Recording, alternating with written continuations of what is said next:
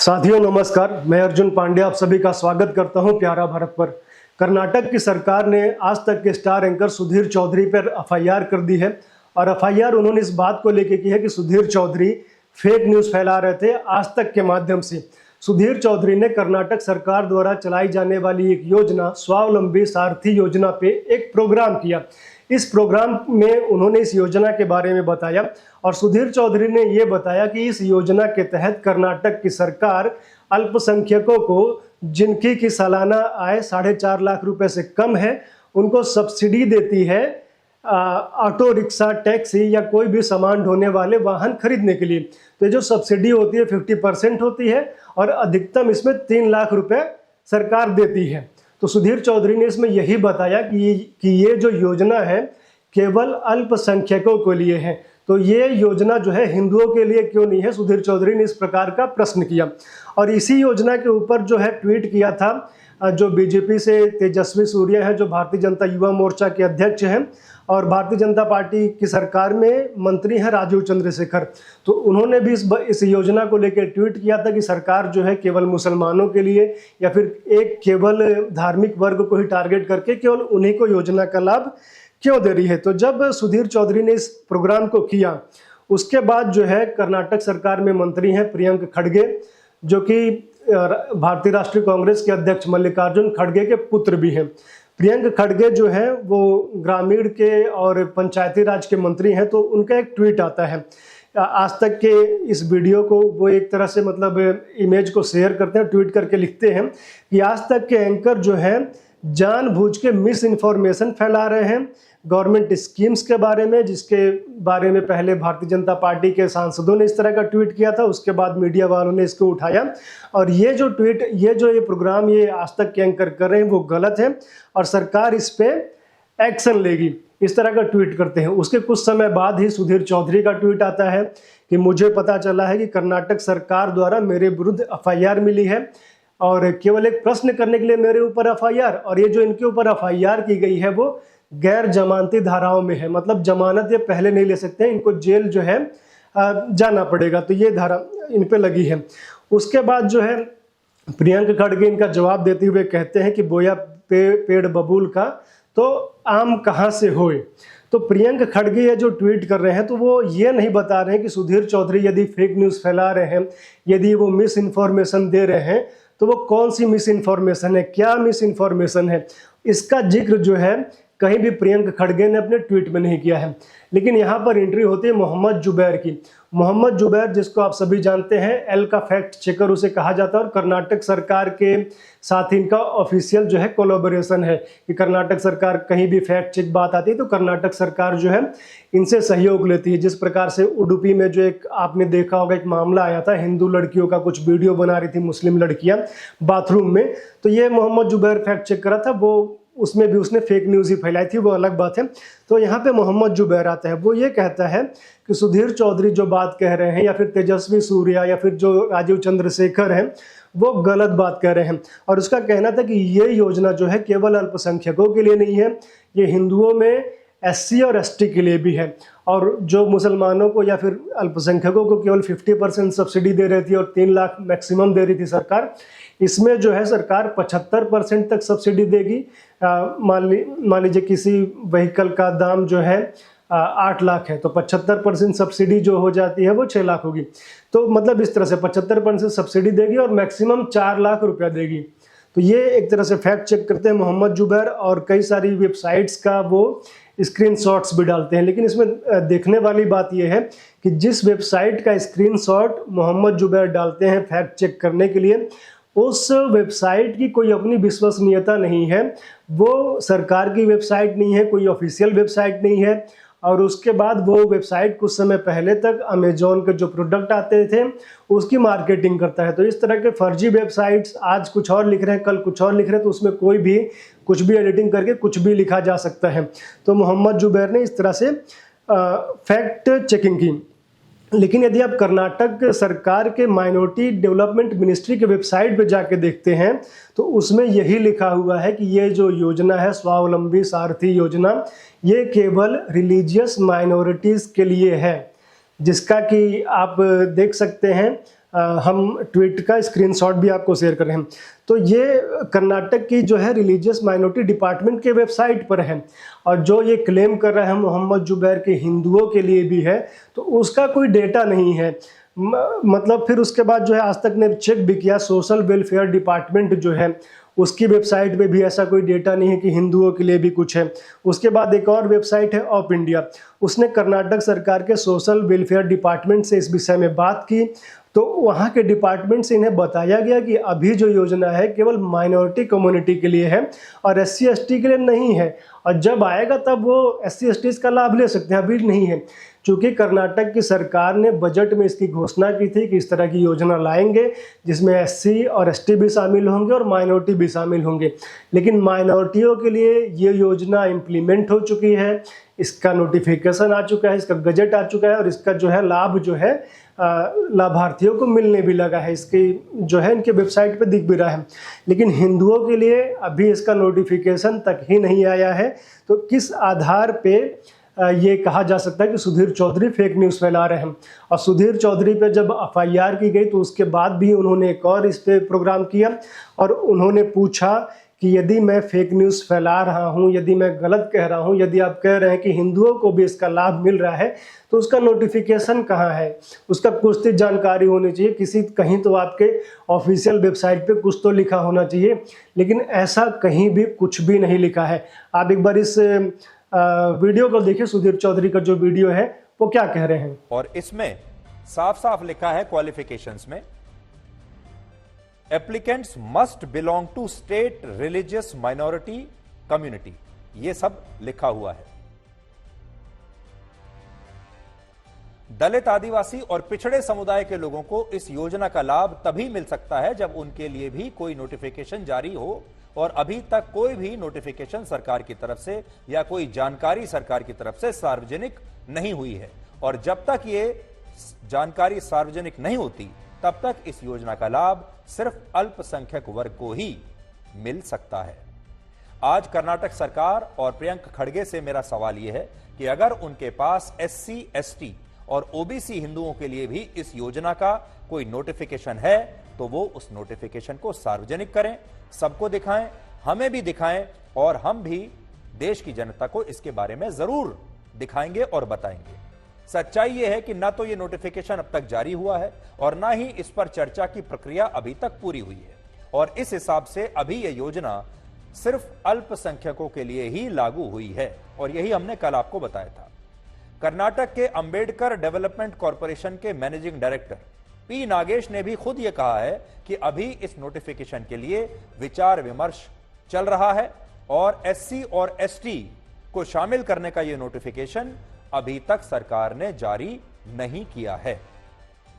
और कर्नाटक सरकार के माइनॉरिटीज डेवलपमेंट कॉरपोरेशन लिमिटेड की आधिकारिक वेबसाइट पर यही लिखा है कि यह योजना उन लोगों के लिए है जो अल्पसंख्यक समुदाय से आते हैं। यह देख लीजिए, ये उसमें लिखा हुआ है। तो देखा दोस्तों आपने, ये जो कांग्रेस की सरकार है कर्नाटक में, उसके पास कोई भी जवाब नहीं सुधीर चौधरी के इन प्रश्नों का। यदि कोई नोटिफिकेशन है या कोई भी गजट है तो आप उसे सार्वजनिक कीजिए, इस पर FIR करने की क्या नौबत आ पड़ी थी? यदि मान लीजिए सुधीर चौधरी कह रहे हैं कि ये केवल माइनॉरिटीज़ के लिए है, अल्पसंख्यकों के लिए है, यदि आप कह रहे हैं कि हिंदुओं के लिए भी, तो उसका कोई तो प्रूफ होगा, उसे जारी कीजिए, लेकिन आप सीधा FIR करें। तो ये जो कर्नाटक की सरकार है, ये जो कांग्रेस की सरकार है, ये पत्रकारों को डराना चाहती है, और ये कोई नई बात नहीं है। जहां जहां भी ये कांग्रेस की सरकारें और विपक्ष की सरकारें हैं, वो पिछले काफ़ी समय से इसी प्रकार का कार्य कर रही हैं कि जो भी पत्रकार सही चीज़ों को दिखा रहा है या उनके विरुद्ध कुछ भी लिख रहा है तो उस पर लगातार एक्शन हो रहे हैं, और उसे या तो जेल में डाला जा रहा है या प्रताड़ित किया जा रहा है। जैसे कुछ समय पहले अर्नब गोस्वामी के केस में आप सभी को पता है क्या हुआ था, एक फेक मामले में उसे फंसाया गया था और उसे काफ़ी समय तक जेल में भी रखा गया था। बाद में वो सारा मामला जो है फेक ही साबित हुआ कि गलत मामले में अर्नब गोस्वामी को फंसाया गया था। उसी प्रकार बिहार में जिस प्रकार से मनीष कश्यप को टारगेट किया गया एक दो ट्वीट के और एक दो वीडियो के लिए, जबकि उसी प्रकार के ट्वीट बिहार में एक जाने माने नेता पप्पू यादव ने किया था, प्रशांत किशोर ने किया था और दैनिक भास्कर ने अपने पेपर में छापा भी था। लेकिन टारगेट केवल मनीष कश्यप को किया गया क्योंकि उनको लगता था कि ये सरकार के विरोधी हैं, आरजेडी के विरोधी हैं। और इसी प्रकार की जो टारगेटिंग है जर्नलिस्टों की पश्चिम बंगाल में की जाती है। पश्चिम बंगाल में तो वैसे भी पत्रकारों के लिए कोई स्वतंत्रता है नहीं और पत्रकार जो है सरकार की लाइन लेके ही वहाँ पे चलते हैं। लेकिन यदा कदा कुछ पत्रकार वहाँ पे साहस दिखाते हुए ममता बनर्जी की सरकार को एक्सपोज करते हैं तो वो सीधा जेल में डाल दिए जाते हैं, एक ममता बनर्जी की इमेज को ट्वीट करने के लिए या फिर मतलब कोई भी न्यूज़ दिखाने के लिए सीधा उनको जेल में डाल दिया जाता है। तो ये कांग्रेस सरकारों की स्थिति है। और ये लोग प्रश्न उठाते हैं कि जो भारत जो है जर्नलिस्ट के फ्रीडम की रैंकिंग में इतना नीचे क्यों है। तो इस तरह की चीज़ें आप लोग करेंगे तो ऐसा ही होगा कि जर्नलिस्ट रैंकिंग में भारत नीचे आएगा। लेकिन ये जो पत्रकारों को कांग्रेस और विपक्ष की सरकारें टारगेट करें तो उन्हें ये बात भी समझनी चाहिए कि यदि इस तरह से ये लोग टारगेटिंग करेंगे तो समय का पहिया घूमता भी है और ये इस तरह के काम करेंगे, गलत काम करेंगे तो इन पे भी आएगी। वो एक कहावत है ना, एक शायरी कहते हैं ना कि लगेगी आग तो आएंगे कई घर जद पे, यहाँ पर केवल हमारा मकान थोड़ी ना है। तो कई सारे पत्रकार इस तरह से पकड़े जाएंगे। सुधीर चौधरी का मामला तो स्ट्रांग है कि इन्हें फेक मामले में फंसाया जा रहा है, ये सही नहीं फंसाया जा रहा है। और जिन लोगों ने अर्नब गोस्वामी को फंसाया था उनकी क्या आज स्थिति है आप देख सकते हैं। चाहे वो नवाब मलिक हो, चाहे संजय राउत हो, चाहे उस समय के गृह मंत्री अनिल देशमुख हो या मुंबई पुलिस के कमिश्नर परमबीर सिंह हो, ये सभी एक बार जेल काट चुके हैं। और नवाब मलिक और संजय राउत की क्या स्थिति हो गई, धोबी के कुत्ते लोग बन चुके हैं। तो वही स्थिति हो गई कर्नाटक में भी, क्योंकि कर्नाटक में भी जो है अभी कांग्रेस की सरकार है, कल को बीजेपी की भी सरकार आएगी और केंद्र सरकार में अभी भी नरेंद्र मोदी की सरकार है। और इस तरह से पत्रकारों को हाउंड किया जाएगा, पत्रकारों को परेशान किया जाएगा, तो सरकार उसके लिए अलर्ट है, उनके लिए कुछ ना कुछ व्यवस्था करेगी। और इस तरह से जिस प्रकार से सुधीर चौधरी को टारगेट किया जा रहा है एक ऐसे बने मामले में जो कि है ही नहीं। लेकिन यदि आप देखेंगे तो इनकी तरफ से जो सरकार विरोधी हैं या जो कांग्रेस या विपक्षियों का पक्ष लेते हैं, ये सारे पत्रकार फेक न्यूज़ के मामले यदि देखे जाए तो ये सारे ये मतलब आजीवन कारावास के लिए लोग जेल में चले जाएं। मैं आपको कुछ उदाहरण देके बता रहा हूँ, मात्र कुछ उदाहरण दूंगा।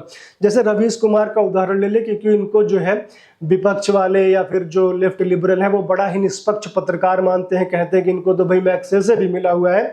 तो उनके बारे में मैं बताता हूँ। जब दिल्ली में दंगे हो रहे थे तो पुलिस वालों पे शाहरुख खान नाम के एक व्यक्ति ने गोलियां चलाई थी, लेकिन चूंकि उसके नाम के आगे खान लगा था उससे उसकी पहचान ये प्रतीत हो रही थी कि मुस्लिम है। तो रवीश कुमार को ये नहीं भाया और उन्होंने कहा कि ये शाहरुख खान तो ऐसा लोग बता रहे हैं लेकिन ये अनुराग मिश्रा है। तो एक तरह से फेक न्यूज़ जब रवीश कुमार फैला रहे थे, यदि कार्रवाई होगी इस मामले में तो ये हिंदू मुस्लिम भावनाएं भड़काने वाली कार्रवाई, फेक न्यूज़ फैलाने वाली कार्रवाई, तो इनके ऊपर भी गैर जमानती धाराओं में केस दर्ज हो सकता था। लेकिन ये लोग जो आरोप लगाते हैं कि भारत की केंद्र सरकार तानाशाही करती है, ऐसा बिल्कुल नहीं करती है। नहीं तो जितने पत्रकार हैं सब प्रतिदिन मतलब नियमित स्तर पर फेक न्यूज़ फैलाते हैं। और रवीश कुमार का एक बार आप लोग ये वीडियो देख लीजिए। तो 24 फरवरी को उत्तर पूर्वी दिल्ली में इस लाल टी शर्ट वाले लड़के को पिस्टल चलाने की हिम्मत नहीं होती। पुलिस की हालत यह है कि अभी तक गिरफ्तार नहीं हुआ है। पुलिस साफ कहती है कि शाहरुख है, मगर आप सोशल मीडिया में देखिए अनुराग मिश्रा बताया जा रहा है। हेलो, मैं अनुराग मिश्रा। अभी मैंने कुछ देखा मेरे फेसबुक पर, मेरे कुछ दोस्तों ने मुझे फ़ोन किया कि किसी दंगाई के नाम पे, किसी शाहरुख औरों के नाम पे मेरा फ़ोटो लगा के कुछ लोग उसको मैं बता रहे हैं। तो बिल्कुल भी गलत और बहुत ही फेक न्यूज़ है। और मैं पूरा वादा करता हूँ कि जो लोग भी इसके अंदर मिले हुए हैं मैं उनको जल्द से जल्द सजा दिलवाऊंगा और इसकी बहुत बड़ी मैं पुलिस केस में जाऊंगा। इसी प्रकार की फेक न्यूज़ जो है रवीश कुमार कोरोना के समय भी फैला रहे थे। वो कह रहे थे कि एक यूनिवर्सिटी है जॉन हॉपकिंस यूनिवर्सिटी, उसमें एक रिपोर्ट छपी है कि इतने करोड़ लोग मर जाएंगे, 10 लाख वेंटिलेटर्स की आवश्यकता पड़ेगी। जबकि उस यूनिवर्सिटी ने सफाई दिया कि हमने ऐसी कोई रिपोर्ट पब्लिश ही नहीं की। तो ये भी एक fake news Ravish Kumar corona के समय फैला रहे थे। उस समय जो है बदहवासी फैली हुई थी, लोग डरे हुए थे और लोगों को और डराने का काम, लोगों को और किनारे की तरफ ढकेलने का काम कि और लोगों में भय व्याप्त हो जाए और एक तरह से भारत जो है मतलब कि दुर्घटना में चला जाए, भारत की और दुर्गति हो जाए। तो ये रवीश कुमार कर रहे थे। तो ये भी फेक न्यूज़ में है, इसका भी आप वीडियो देखिए। आज जुलाई तक जॉन हॉपकिंस यूनिवर्सिटी अमेरिका का यह रिसर्च कर रहा बा, एकरे रिसर्च के आजकल मान्यता भइल बा। ई कहता कि जुलाई तक भारत में 10 लाख वेंटिलेटर चाहिए। आ बा 50,000 ना 17,000 ना कोनो अखबार 50,000 लिखत रहसन, कोनो 40,000 लिखत रहसन, कोनो 70,000 लिखत रहसन। लबरइये में सारा दुकान बाजार चलता जी।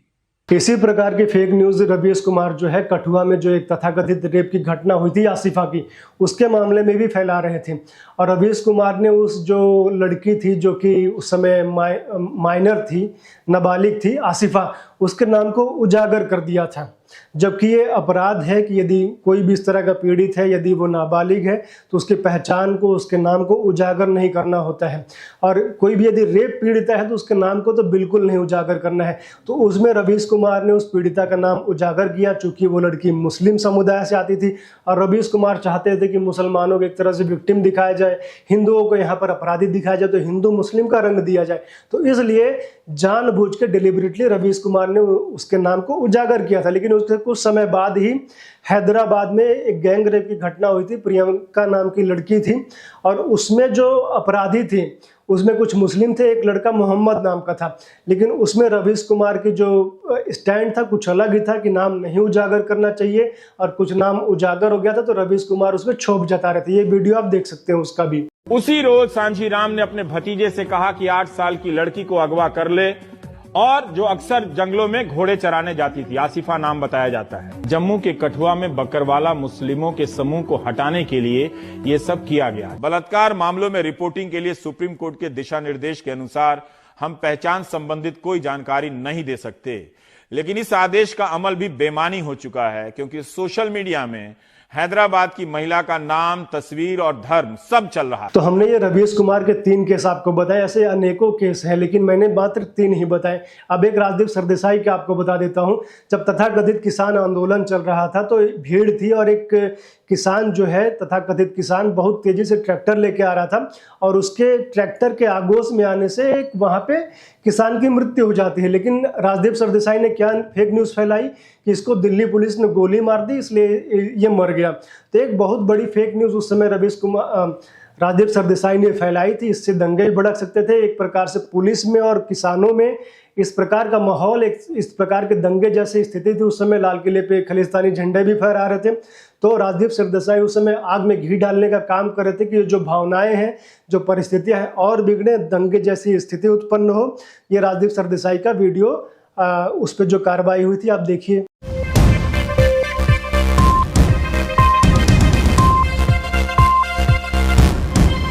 और अभी की जो बात है, अभी कुछ दिन पहले मुजफ्फरनगर के एक स्कूल से जो वीडियो आता है उसमें भी जो पिटाई खाने वाला जो छात्र है वो नाबालिग है। लेकिन ये सभी पत्रकार, चाहे राजदीप सरदेसाई हो, चाहे रवीश कुमार हो, चाहे अजीत अंजुम हो, चाहे विनोद कापड़ी हो, चाहे साक्षी जोशी हो, इन सभी ने उस वीडियो को पूरा ट्वीट किया जिसमें नाबालिग लड़के की पहचान उजागर हुई, किस विद्यालय में पढ़ता है उसका नाम उजागर हुआ। तो इस तरह से यदि कार्रवाई होगा तो इनके ऊपर भी कार्रवाई हो जाएगी कि आपने नाबालिग का नाम, पहचान क्यों उजागर की। लेकिन टारगेट केवल जो है कर्नाटक की सरकार, केवल और कांग्रेस शासित सरकारें जो हैं इस प्रकार के पत्रकारों को कर रही हैं, जो इनके एजेंडे को उजागर करती हैं, जो इनके तुष्टिकरण को उजागर करती हैं। इसी प्रकार कुछ समय पहले अमिश देवगन पे FIR हुई थी क्योंकि उन्होंने अजमेर में जो रेप कांड हुआ था उसका मामला उठाया था। इसी प्रकार का जो जी न्यूज़ पे एंकर है, ABP पे अमन चोपड़ा, उनके ऊपर FIR हुई थी। तो इस प्रकार का वो लोग लगातार करते हैं और इनके समर्थन में आता है एडिटर्स गिल्ड ऑफ इंडिया।